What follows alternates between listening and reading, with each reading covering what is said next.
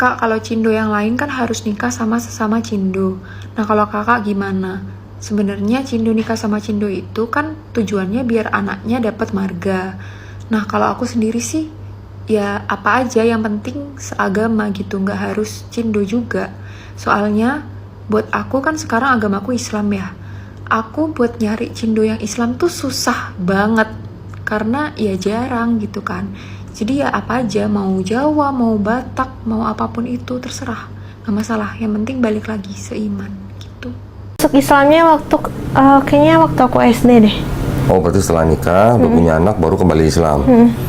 Berarti kemungkinan besar nikahnya Katolik dong kalau gitu? Enggak sih, Islam. Soalnya dulu aku Islam. Dulunya Waktu kecil. Waktu kecil. Oh, belajar gitu, belajar Islam. Iya, ngaji gitu biasa. Ngaji juga. Terus Tias masuk Katoliknya umur berapa? Kayaknya waktu itu asalnya kan aku tinggal di Sumedang, terus balik pindah ke Bandung itu kayaknya kelas 1 SD deh. Baru di situ aku pindah Katolik. Karena ngikut bapak, mama juga ikut bapak di situ bareng-bareng. Oh, mama juga ikut ke Katolik waktu Tias 1 SD. Asalnya juga mama Islam.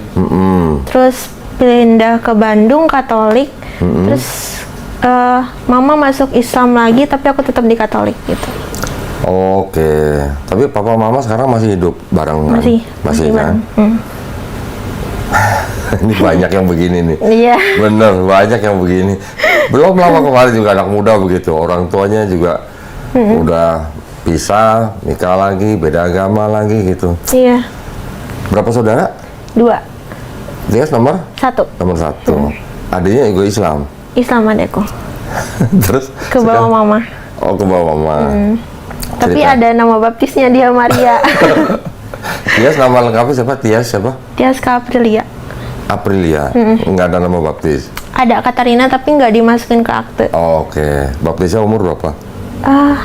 Lupa. Kelas 4 ya kayaknya. Kelas 4 atau 5. Oh, berarti dari kecil sampai sekarang Tias Katolik. Rajin ke gereja. Bolong-bolong. Oh, bolong-bolong.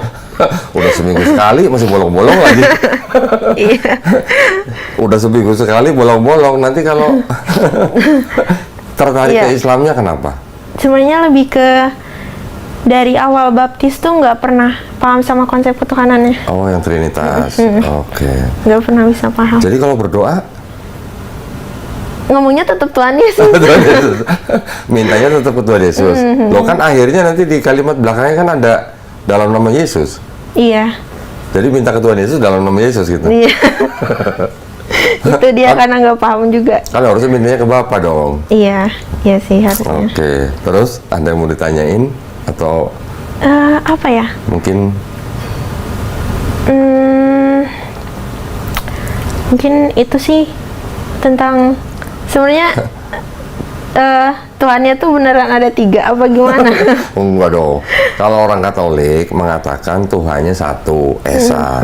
Tapi, nah selalu ada tapinya. Tapi bisa bermanifestasi dalam 3 pribadi. 3 pribadi ini ada Bapa, ada Yesus, ada Roh Kudus. Jadi orang Katolik menyebutnya ini ada Allah Bapa, Allah Putra, Allah Roh Kudus. Mereka tetap bilang Tuhannya satu, Esa. Tapi dalam 3 pribadi gitu. Bisa paham apa enggak? Enggak paham, ya sudah.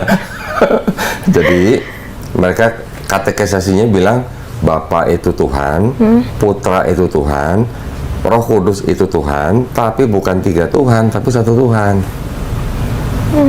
Pusing? Bapa itu Maha Kuasa, Putra Maha Kuasa, Roh Kudus Maha Kuasa. Tapi bukan 3 Maha Kuasa, tapi 1 Maha Kuasa. Mau minum botrek ada di sini.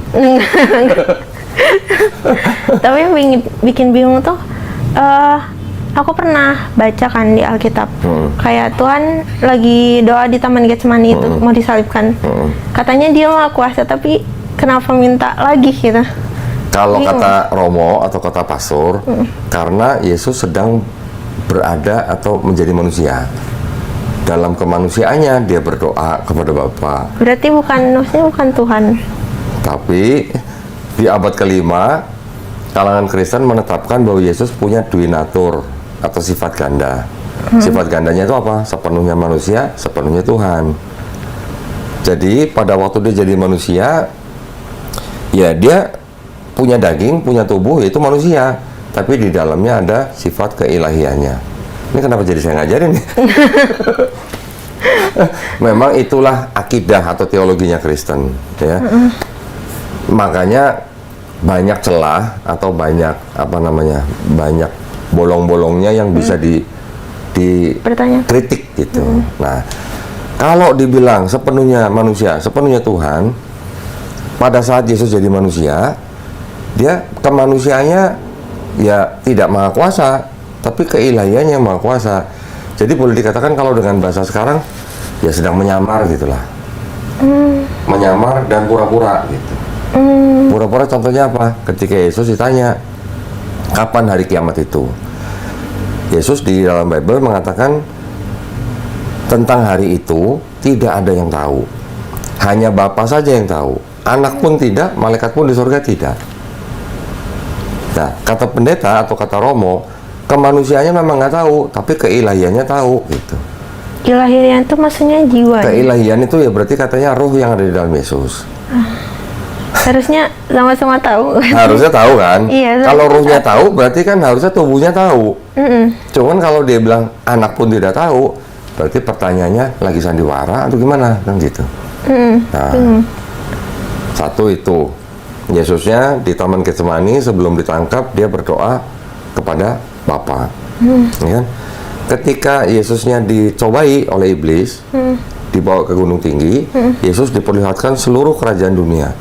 Kalau Yesus mau nyembah iblis, kerajaan semua itu mau dikasih ke Yesus. Tapi kan Yesus bilang, "Hanyalah kau iblis, engkau harus menyembah Tuhan Allahmu saja. Kepada Dia sajalah kamu harus berbakti." Ini yang ada ya, ayatnya begitu ya tulisannya. Kalau begitu, apakah menggambarkan Dia tuh bagian dari Trinitas? Kan tidak. Karena Yesus menyuruh iblis untuk menyembah Tuhan Bapa gitu. Sedangkan dalam peristiwa itu, apakah iblis nggak tahu kalau Yesus itu Tuhan? Harusnya kalau konsepnya gitu tahu. Kalau tahu, kok kurang ajar amat gitu iblis seperti mencobai penciptanya gitu.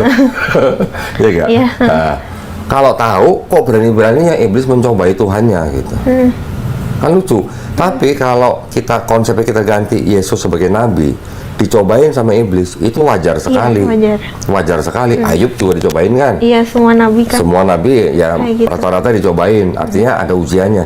Tapi kalau Yesus dijadikan Tuhan, make sense nggak iblis mencobai Tuhannya? Enggak. Kan gitu, ya kan? Terus kalau Yesus dibilang Tuhan juga dalam bentuk manusia, dan orang Katolik bilang Tuhannya satu, ketika Yesus dibaptis, ingat ada ceritanya? Iya. Yesus dibaptis di mana? Di Sungai Yordan. Sungai Yordan. Ketika Yesus berada di Sungai Yordan, Roh Kudus turun dalam bentuk apa? Firman bukan ya? Burung. Oh, burung merpati. Burung merpati. Di langit ada suara, inilah anakku yang kukasihi, bukan? Orang berpikir itu suara Bapa. You know, siapa lagi kan? Iya. Suara Bapa mengatakan inilah anakku yang kukasihi, kepadanya lah aku berkenan, kan gitu. Ada Yesus di Sungai Yordan, ada Roh Kudus burung merpati, ada suara di langit. Secara mental picture aja, berapa Tuhannya? 3. Mau bilang 1. Satunya gimana? Ada Yesusnya, ada burung merpati, ada suara di langit. Mau bilang satunya gimana caranya? Mekanismenya? Iya. Gitu kan? Kalau cuman antara Bapa dan Yesus diceritakan, oke, itu perwujudan. Itu pun nggak bisa disebut Trinitas. Trinitas kan harus ada Bapa, ada Yesus, ada Roh Kudus. Tapi kalau muncul bersamaan, istilahnya orang sekarang bilang nongol bareng gitu. Gimana bilang satu Tuhannya? Iya. Gitu ya nggak? Benar. Di nalar sehatnya manusia, mental picture-nya apa? Yesus itu seorang pemuda ganteng, rambut gondrong, mata biru, hidung mancung, jenggotnya rapi gitu ya. Orang bule. Orang bule. Taunya orang bule kan? Roh Kudus taunya burung merpati. Bapak mereka ada yang menggambarkan seorang kelihatan seperti orang yang sangat tua, jenggotnya panjang sekali sebagai sosok Bapa di sorga. Okay? Itu kan mental picture manusia. Bagaimana menggabungkan ketiga-tiganya itu menjadi satu Tuhan? Itu yang nggak bisa pahami gitu. Makanya kalau sudah lari ke arah yang lebih dalam, pendeta atau romo akan bilang apa? Imani saja. Nggak bisa. Gitu kan? Akhir-akhirnya mereka akan bilang itulah misteri Tuhan. Misteri. Kenapa misteri? Karena sebenarnya konsep kekristenan dengan Trinitas itu adalah mengikuti agama-agama misteri sebelumnya. Agama-agama misteri sebelum Kristen itu banyak. Di Sumeria ada menyembah dewa yang triad, Anu, Enlil, Ea.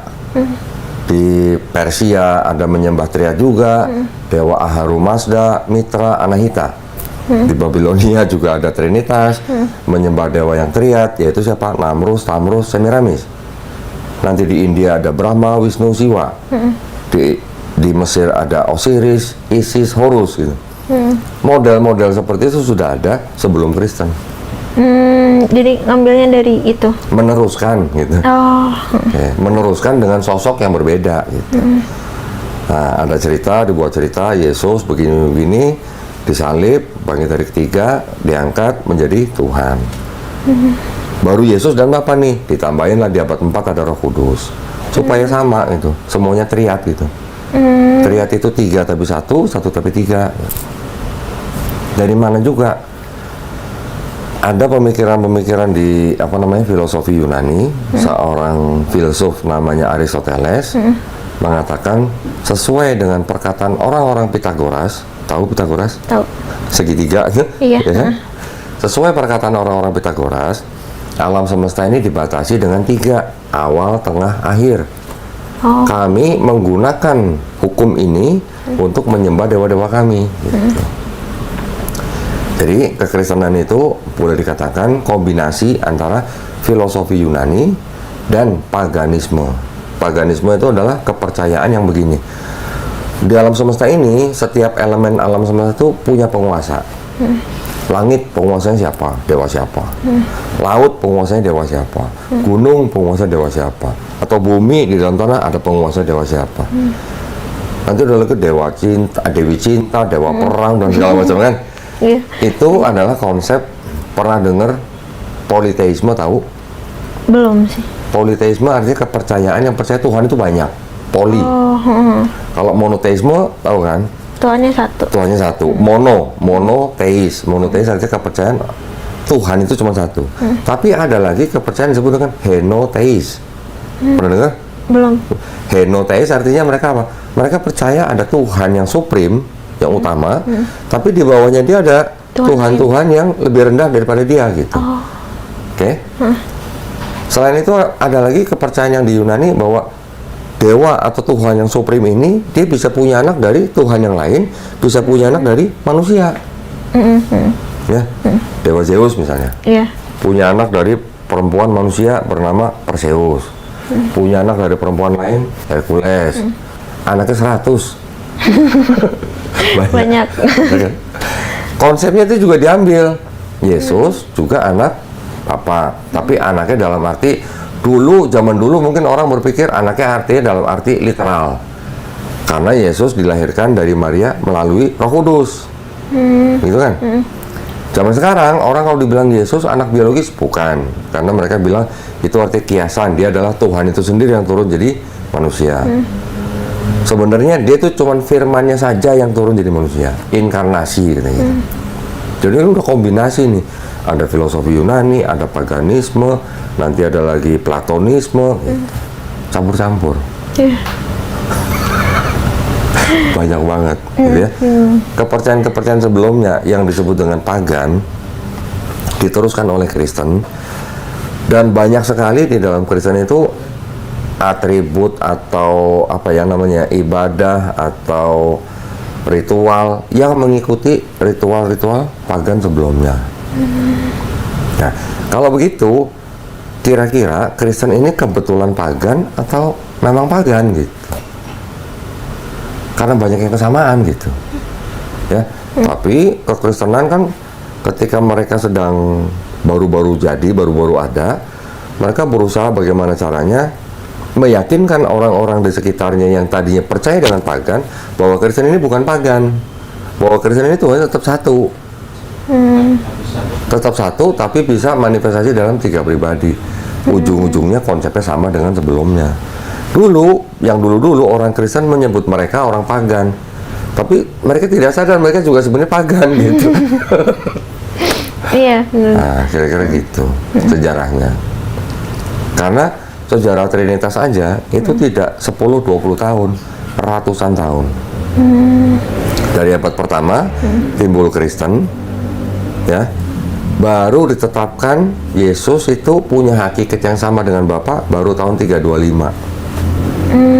Kalau dianggap Yesus diangkat tahun 30 Masehi, 325 ke 30 udah berapa tahun? Ke 300 tahun. Jauh. Baru tahun 381 Masehi di Konsili Konstantinopel ditetapkan Roh Kudus juga punya hakikat yang sama dengan Bapa. Barulah 381 jadi Trinitas. Ada Bapa, Putra, Roh Kudus. Kalau 325 Masehi baru Bapa dan Putra. Tapi kenapa Roh Kudus tiba-tiba ditetapin jadi masuk 3 Trinitas itu? Oke, karena bisa jadi karena yang sebelum-sebelumnya kan 3. Oh, Nah, ini baru 2 nih, kurang 1 nih. Siapa lagi? berarti mereka yang bikin gitu. Nah, baru di 381 Roh Kudus dijadikan person yang ketiga atau pribadi yang ketiga. Udah jadi nih Trinitas nih ya, belum selesai karena masih banyak kelompok-kelompok yang tidak setuju dengan Trinitas. 431 di kota Efesus, 431 Masehi ditetapkan Maria itu Theotokos, Bunda penghantar Tuhan ke bumi, bukan Tuhan. Oh, Ya, Bunda perantara. Maria, Bunda Marianya, tapi bukan Tuhan, tapi dia hanya penghantar Tuhan ke bumi. Kenapa ada konsili ini Efesus? Karena ada orang-orang Kristen yang di tempat lain ada yang menyembah Maria sebagai Tuhan. Ada kelompok Mariamite, ada kelompok Koliridianisme, gitu. Itu ditetapkan bidat gitu. Tahu bidat kan? Kalau orang Katolik pasti pernah dengar bidat, Pernah dengar. sesat gitu. Iya. Ya kan? 451 Masehi di kota Kalsedon dibuat lagi konsili. Yang tadi saya bilang, Yesus punya sifat ganda. Sepenuhnya manusia, sepenuhnya Tuhan. Atau 100% manusia, 100% Tuhan.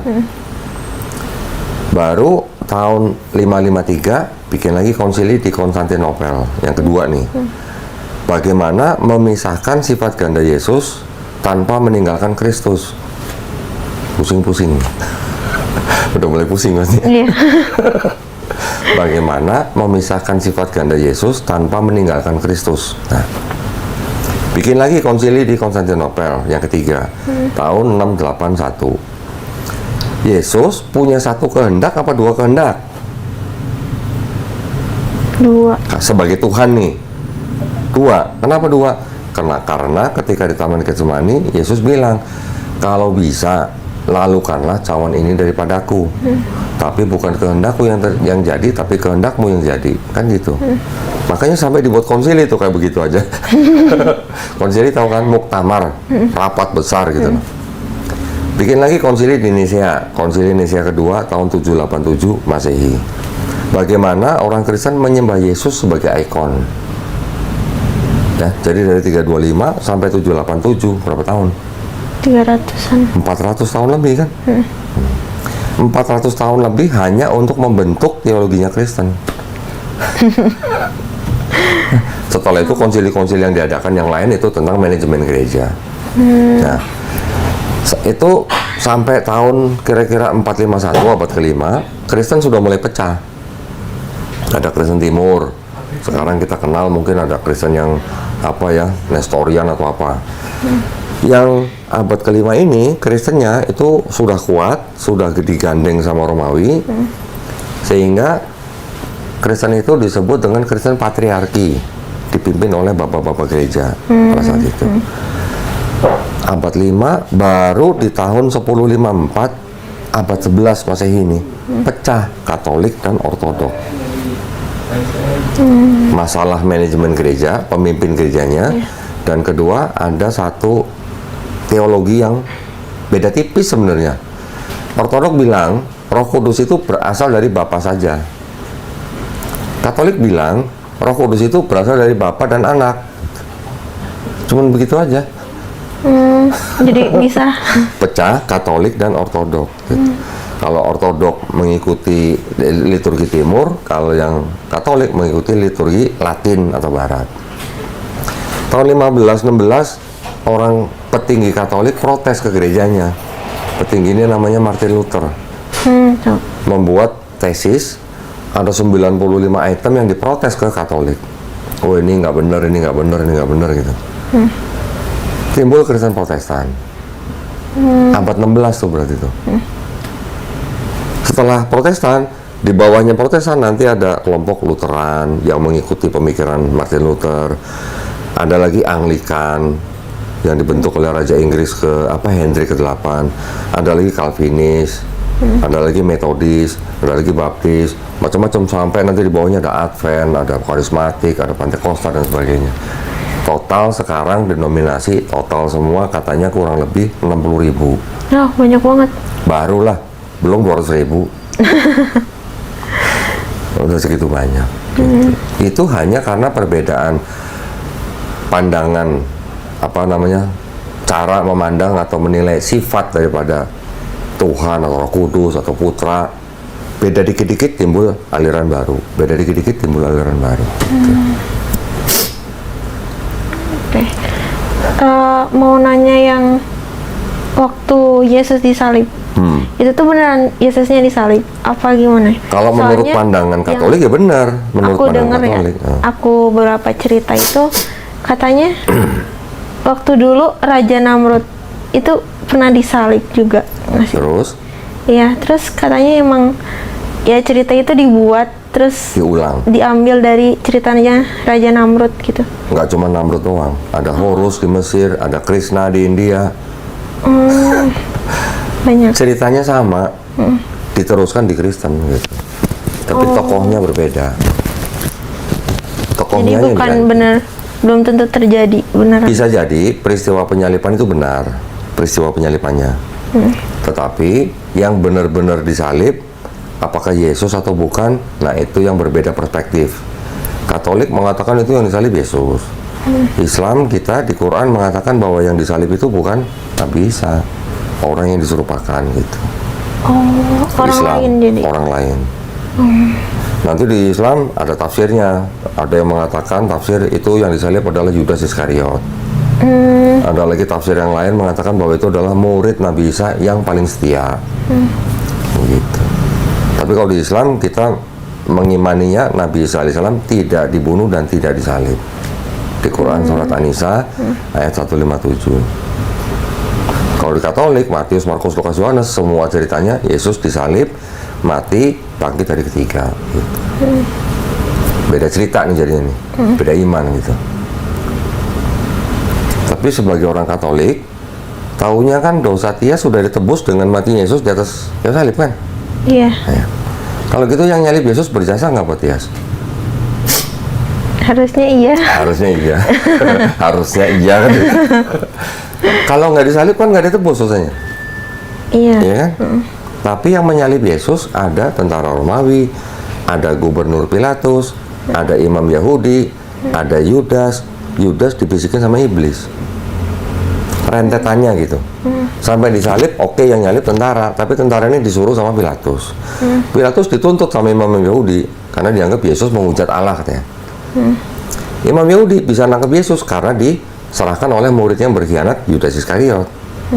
Yudas Iskariot sebelum menyerahkan Yesus ke imam Yahudi dibisikin sama iblis. Ini semua ada ayatnya di dalam Bible. Mau baca? Boleh. Berarti belum pernah baca nih, Yudas dibisikin iblis nih. Belum, baru dengar. Belum ya?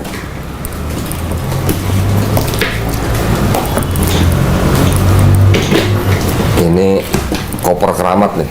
Nah, iya sering lihat. Sering lihat.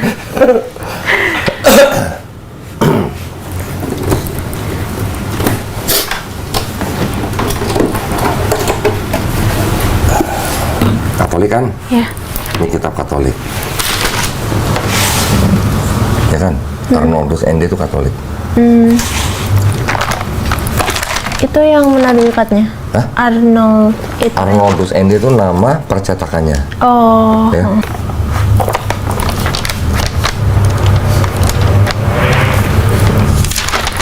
Tolong baca Yohanes pasal 13 ayat ke mana 2? Ayat kedua nih. Mereka sedang makan bersama dan iblis telah membisikkan rencana dalam hati Yudas Iskariot, anak Simon, untuk mengkhianati dia. Siapa yang bisikin Yudas? Oh, iblisnya. Iblis. Berarti tentara Romawi, Pilatus, Imam Yahudi, Yudas Iskariot, dan iblis buat orang Katolik berjasa nggak? Iya. Kalau berjasa harusnya masuk surga, masuk neraka. Tapi iblis kan. Tapi ada iblis nih. Harusnya kalau berjasa buat menebus dosa Tias, harusnya mereka masuk surga, masuk neraka. Salah sih dua-duanya. Mau masuk surga ada iblis, Iya. mau masuk neraka tapi berjasa, kan gitu. Nah, jadi kalau begitu make sense nggak? Dengan cerita seperti ini dibuat konsep Yesus mati di atas kayu salib untuk menebus dosa Tias. Enggak sih. Ya, jadi itu adalah bukti bahwa konsep itu datangnya belakangan. Tuh. Ya, konsep bahwa Yesus mati di atas kayu salib untuk menebus dosa manusia itu konsep-konsep belakangan. Gitu. Siapa yang menciptakan konsep itu? Tahu? Enggak. Paulus. Paulus yang menciptakan konsep itu. Ya. Pertama, Paulus membuat konsep baru, yaitu ada dosa waris. Pernah dengar? Pernah dengar Dosa tapi waris? belum paham. Ya, artinya setiap manusia itu sudah berdosa dan upah dosa itu maut gitu. Roma pasal 5 ayat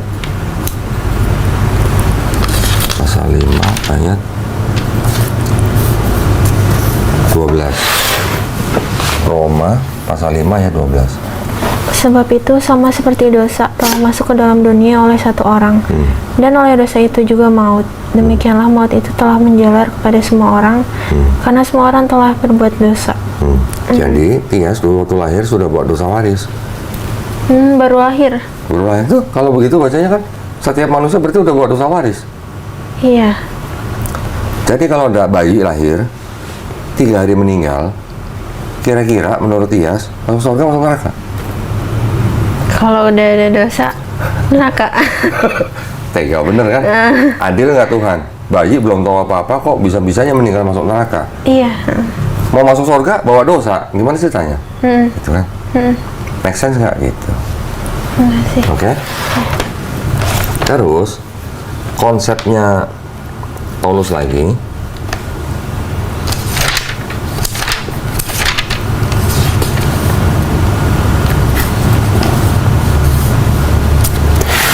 Satu Timotius pasal 2 ayat nih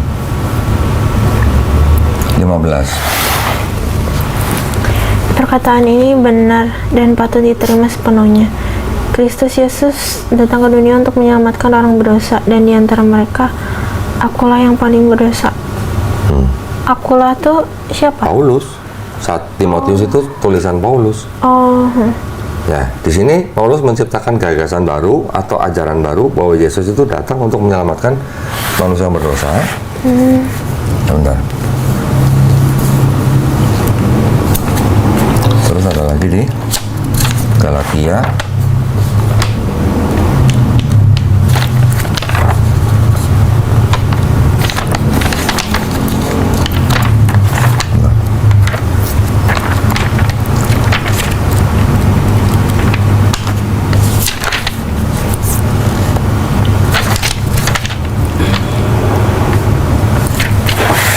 Galatia 3 ayat 13. Kristus telah menebus kita dari kutuk hukum Taurat dengan jalan menjadi kutuk karena kita. Sebab ada tertulis, terkutuklah orang yang digantung pada kayu salib. Jadi ajarannya Paulus, Yesus yang disalib itu sudah menanggung kutuk manusia. Dosanya. Manusia dianggap sudah mendapat kutuk hukum Taurat. Hukum Taurat sama Paulus dianggap kutuk. Dianggap Paulus bahwa orang tidak bisa hidup tidak bisa mengikuti Taurat karena dianggap sangat berat gitu. Jadi manusia tidak perlu hidup di bawah hukum Taurat. Nah, Yesus ketika diceritakan masih hidup, dia bilang, jangan kamu menyangka aku datang untuk membatalkan hukum Taurat. Aku datang bukan untuk membatalkan hukum Taurat, tapi untuk menggenapinya. Kita baca. Matius pasal 5. Guys, ini contoh orang yang botolnya minta ampun. Ini yang namanya sok tahu. Rasulullah baru Islam di umur 40 tahun berarti mu'alaf. Woi, ini yang namanya salah konsep dari akar-akarnya. Islam itu bukan organisasi, Islam itu ketundukan. Islam bukan agama baru yang baru muncul tuh di umur 40 tahun Rasulullah. Islam itu sikap tunduk kepada Allah. Di dalam Al-Quran tuh jelas. Iz qala lahu rabbuhu aslim, qala aslamtu bi rabbil alamin. Yang artinya ketika Rabbnya berkata tunduklah, Ibrahim berkata aku tunduk kepada Tuhan semesta alam. Surah Al-Baqarah ayat 131. Nabi Ibrahim Muslim, Nabi Musa Muslim, Nabi Isa Muslim, Nabi Muhammad SAW semuanya itu Muslim. Jadi Islam itu sejak Nabi pertama, bukan sejak usia 40 tahun Rasulullah Muhammad SAW. Usia 40 itu awal kenabian, bukan awal Islam. Nabi Muhammad baru menerima wahyu di usia 40, bukan baru masuk Islam di usia 40. Anda itu belajar dulu, woy, mau komen tuh belajar dulu supaya jangan mempermalukan diri. Sadar, woy, sadar.